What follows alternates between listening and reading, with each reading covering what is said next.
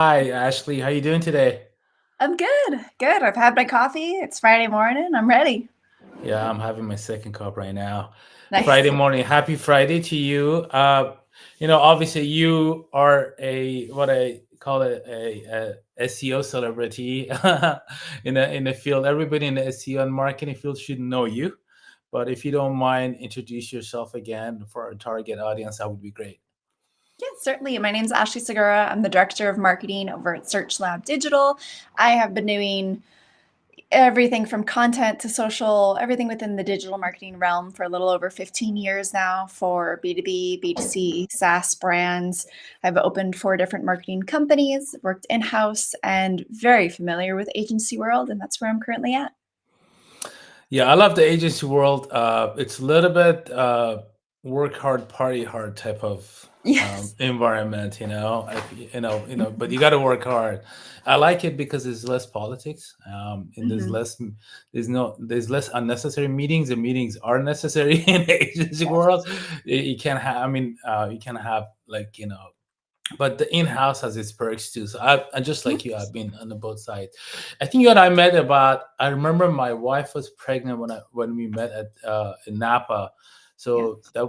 that could have been like maybe 8 years ago. It was one of the most awesome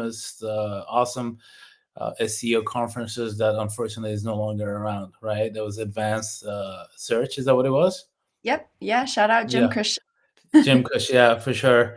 And at the time you were at SEMrush, and Mhm. and now you're where you're at. So that tells us about your background.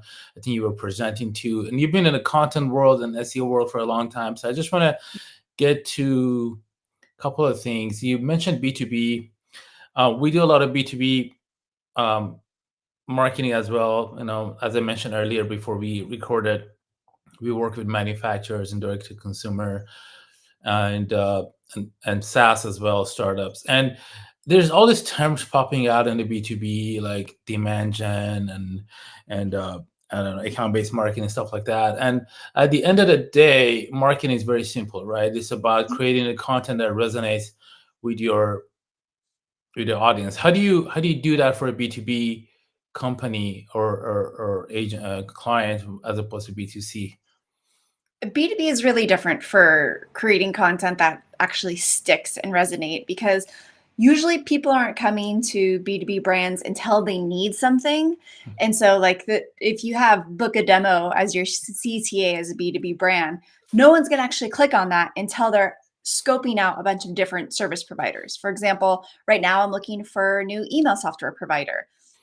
If I land on MailChimp's website and I want to book a demo, and I found them from a webinar that they did or a piece of content that they published, that will make sense for me as a user because I'm in that journey right now. But Mhm. otherwise, getting MailChimp's newsletters regularly for someone who's not actively looking for a new provider, well, I'm only going to engage with things that are strategy based and that are going to tell me how to do email marketing better. So the messaging, how you distribute the content, what your call to actions are, they're so different than Mhm. B2C Sure. brand. Mhm. Yeah, it's very and I think I learned that the hard way when I was running ads for a client about 5 or 6 years ago. We were bidding on a very low funnel keywords, and we noticed um, the conversion rate wasn't that great. And we thought it was a landing page, and we did all that, and still didn't work that well because or if it did convert, it was not the right leads, because we noticed that there's a lot of higher funnel research that needs to happen through content before people get. So if you're just focusing on the low funnel stuff, it may be too late. You may have Mhm. missed the boat. They might have gone to someone else. So if you do you mind talking about creating like different type of content about different parts of the funnel?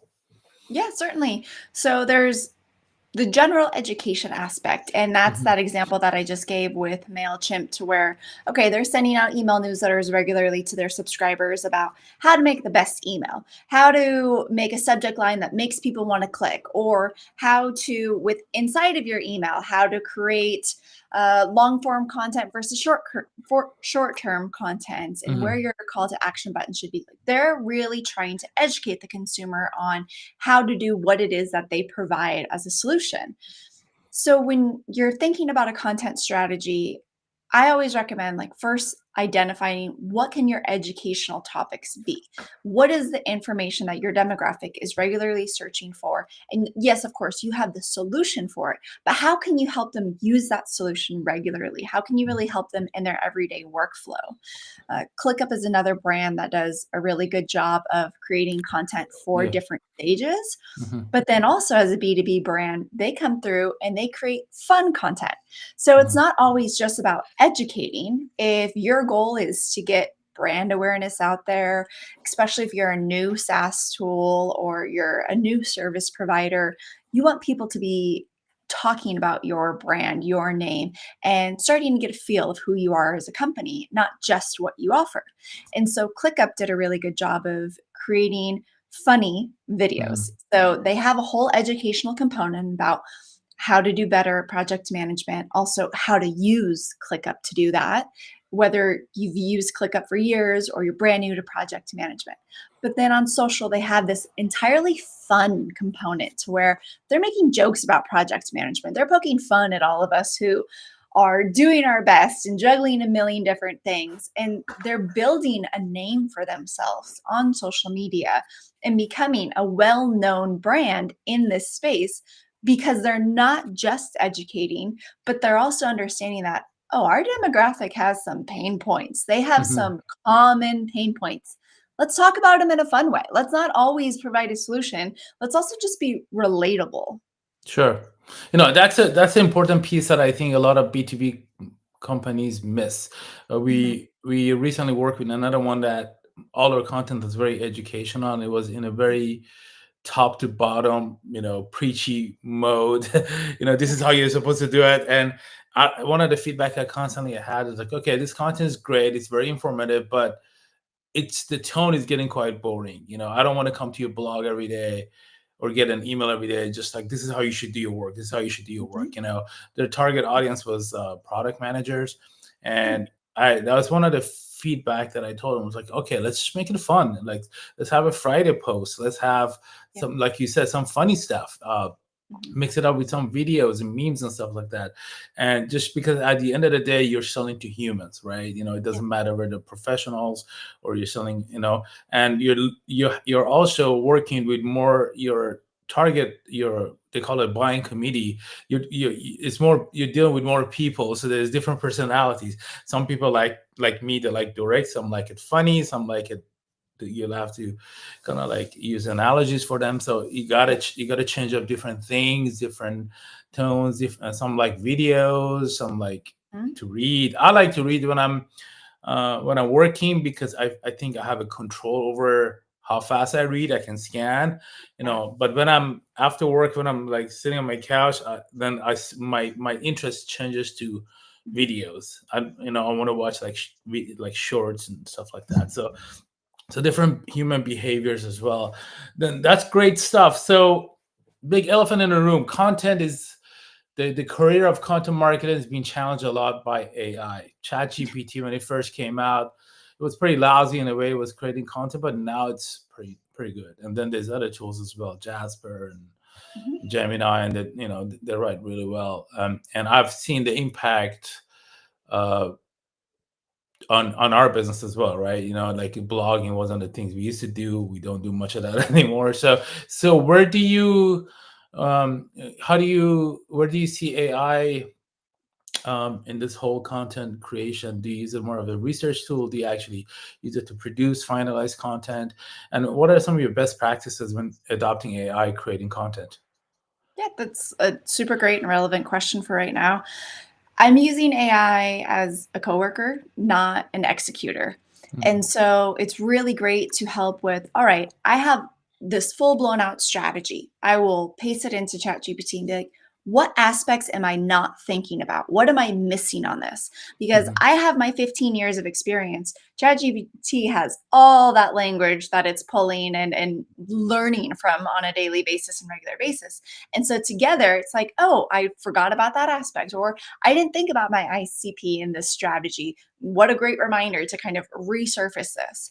So I like to use AI from an operations standpoint, a co-working standpoint, to help set up automations and streamline a lot of more of those mundane tasks. But as far as fully executing and creating content, I haven't found a workflow or an AI tool that I can confidently be like, okay, all blog posts I am handing over. I will give you the outline, or I'll get the outline from you. Like it's just not there for me yet.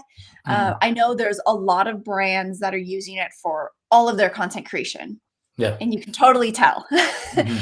And some users are like, I don't care. I just want to get this one answer. I want to know what the oven temperature is supposed to be to bake this one thing. So I don't care if the rest of the 1,500 words is written by AI or not.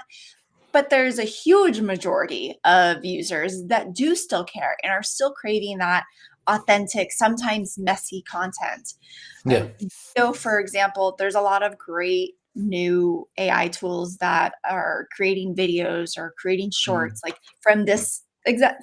is a great example. From Yeah. this, we could use Descript or another AI tool to create a bunch of snippets. And it Yeah. does a pretty good job, but Mhm. then there's still that human element to where we need to make sure, did it really pull from the best parts of this episode? And is it really creating clips highlighting what the conversation was really about? Because it's doing a pretty okay job identifying what it thinks is the most important. But this is our narrative. This is our story that we're trying to tell. So there's still a really strong human element. I'm sure AI is going to be there very quickly to where it will be less and less of a management perspective, but I don't think we're there yet. I agree with you, and I think even then, you still want to have the human elements as long as you're selling to humans. There's that little touch right at the end that makes things human. I remember when I want to give you like a comparison. I was a computer science guy at the time before I got into the SEO marketing. I got into coding during the .com days, and everybody was like, "Oh, everything's gonna be like online," and of course, a lot of things went online, Amazon, whatever. But then when the .com crash happened, uh, a new thing just emerged. A lot of the former uh, engineers and coders went and opened like these cool restaurants, and that's why we have this fast and casuals today. That Yeah. was that was a like I can confidently say that I had like a direct, maybe like people. I'm not in the industry, but that happened around the same time .com crash, and I knew many former like coders and engineers like, what, I make good pizzas, there's no good pizza shops, I'm gonna go make my own pizza. And a lot of these former techies went and opened this um, fast and casual places that we enjoy today. And I think the point I'm trying to make is that there is going to be a point where humans are going to resist technology. So Yeah. it's just because we like humans, we like to interact with humans, and everybody's talking about agentic AI right now, agents buying from agents, and some of that will happen. But I think the human touch and element is going to be there, and it's going to be even, you're going to stand out even more if you add that human touch to your work. And I 100% I agree with you. It's, you want to use ChatGPT, Cloud, whatever, to collaborate. I actually, the other day I was writing a blog post about, hey, what to do to make your content, AI SEO friendly, which they call it GEO these days. And I put together a list that I thought it was important, and then I'm like, I asked, I was in perplexity, and I'm like, am I missing something? He's like, oh, you may want to consider LLM.txt as well. I was like, oh, okay, Mhm. cool. Like, so that's how like the example he gave me. Um, but let's switch over to actually SEO, because this is a field we're both expert in, and that's changing a lot too. When ChatGPT came out, I told a lot of fellow SEO people are going to start using this as a search engine the moment it Mhm. opens up Yeah. to the web. How's that impacting the whole when consumer journey doesn't start in search anymore, like or Google search anymore, it could actually start in Chat GPT or Gemini, whatever tool they use, AI Max, or Google Max, or what is it called, the AI feature that Google has. So how do you see that all changing, impacting our career and our strategies? Whew, big question. Yeah. So as far as our career, I mean, for those that were around from Penguin and before, like it's another huge pivot. It's another huge learning curve.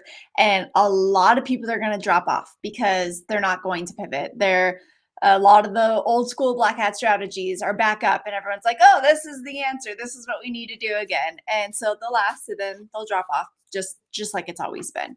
Mhm. With marketing has never been a lull. Marketing from its inception has consistently changed to where like now we have so many different aspects of marketing. We have field and events marketing, we have digital marketing. Like there is so many different aspects, and that's kind of the beauty of it. And this is the industry that you signed up for with a career like SEO, content marketing, anything within digital at the moment. And so if you're not ready to keep swimming upstream and adjusting to all these, then we're going to see huge amounts of drop offs. And then we're also going to see a lot of creative people and a lot of really technical people like Mike King, Rand Fishkin. They're pumping out so much content. They're testing these things right now. And they're able to come up with conclusions like, okay, traffic as a metric is dead. Let's pivot that. It Yeah. never told a good story to begin with anyway. So like, let's Mhm. tell better stories with the marketing efforts that we're doing. So I think it's going to make the marketers that stay better marketers for Yeah. sure. And it's going to kind of pave a new path for us. What was your second The question? second question: how does that impact our strategies? Oh, Like, yeah. yeah, Okay. Drastically. So like you just right mentioned, now, traffic is no longer a good KPI, or yeah. Yeah, and so now it's kind of like, okay, well, what should we chase? What do we chase? There's a lot of agencies who immediately jumped on the AI train and was like, we're going to offer optimizing for AI as a service. And it's yeah. like, Good luck with that. exactly. I mean, the technical agencies that are actually analyzing this in the weeds every single day, they're creating their own agents. They're really taking the time to understand this. It makes sense for them to offer it, but otherwise, like we're all learning how this is going to become Yeah. a part of our strategy. Uh, And it changes a lot because it's not like Google updates where it goes a few months and then they have another major update. This is happening live, like and in Perplexity, I used to show up in the top, or our agency used to show up for top enterprise SEO agencies in LA area, right, or Orange County, and now it doesn't. I'm like, okay, what happened? Like, we didn't change anything. So things, because it keeps changing, because the algorithm keeps learning. And what I've noticed is that you just got to do like what Google has been saying all along: do what's right for the users, keep producing original content.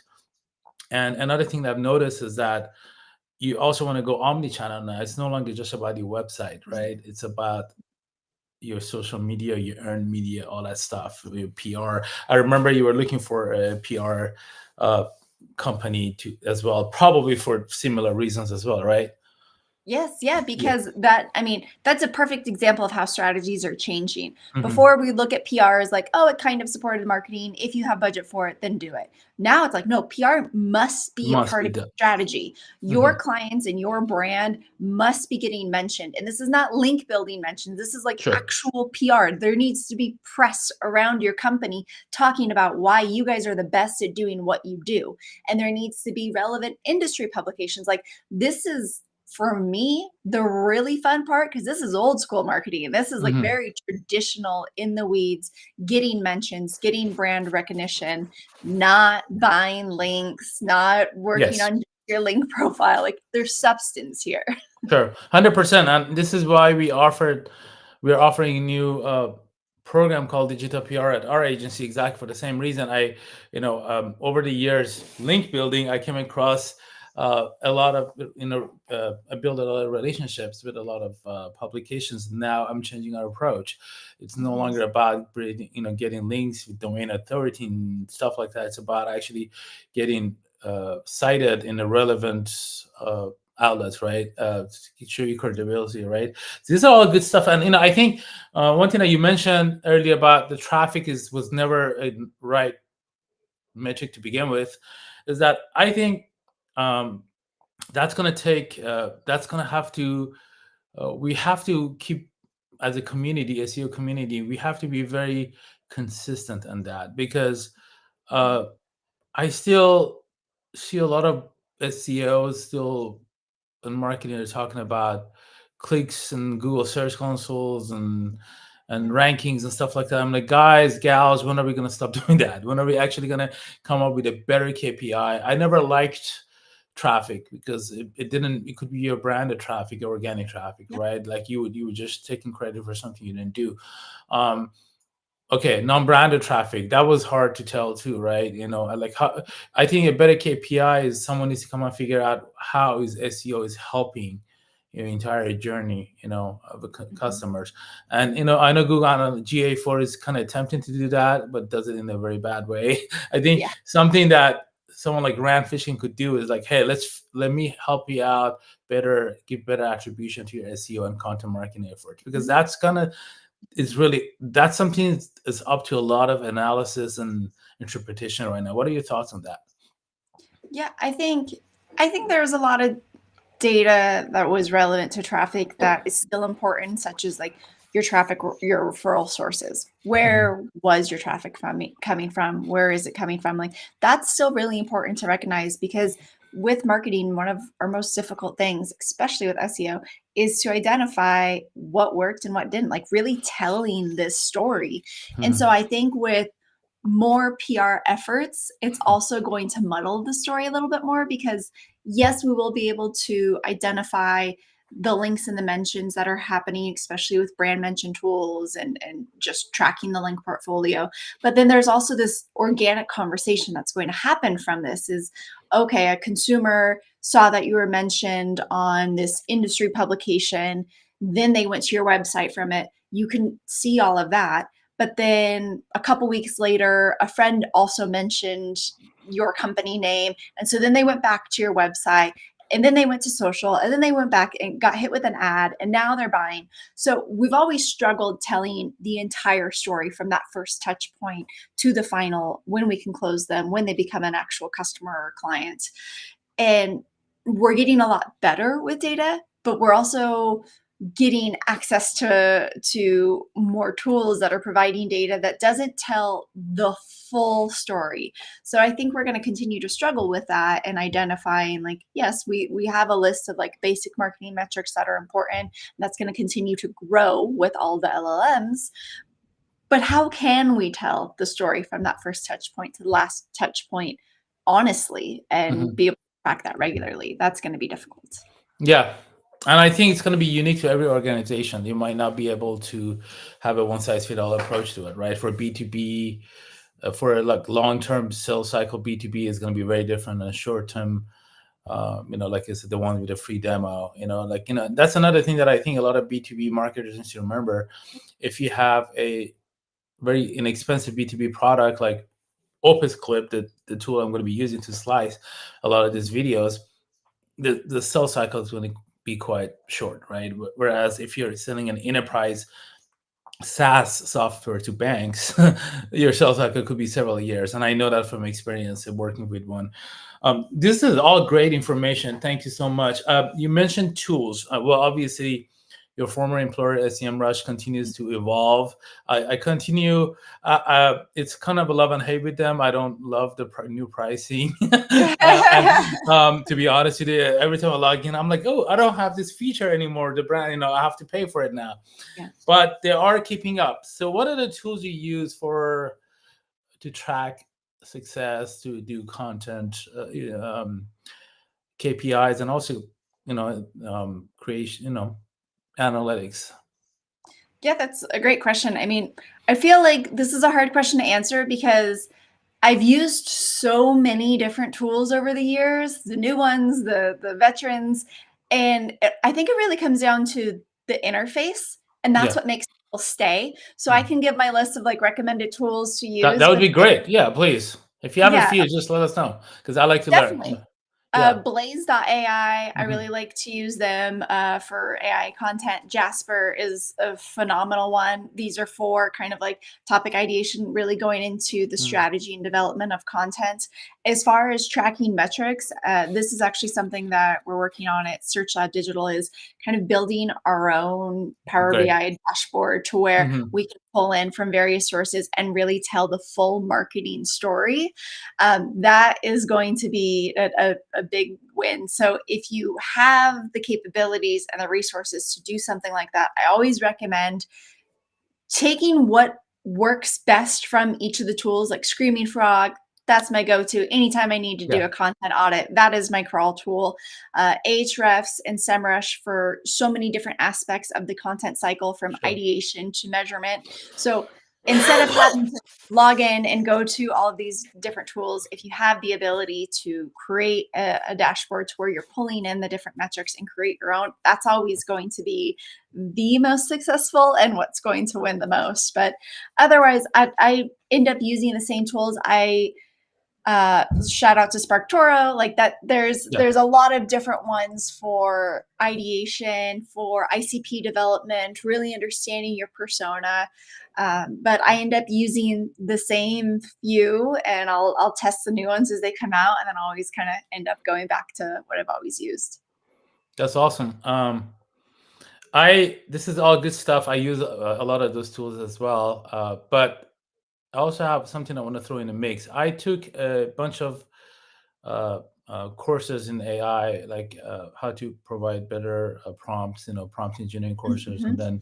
Nice. and then I took some courses on how to create not GPTs, but also what's the other one? Agents, Mm, and you could actually do a lot of this stuff if you just know how to create better prompts and create GPTs and prompts, or depending on the mhm. platform you use, GPT for Chat, GPT, Gems for Gemini, whatever platform you use. I used to use Jasper, and it was one of my favorite one, but I realized everything that Jasper does pretty much I can do in Chat GPT, as Yeah. long as I have the custom GPT figured out.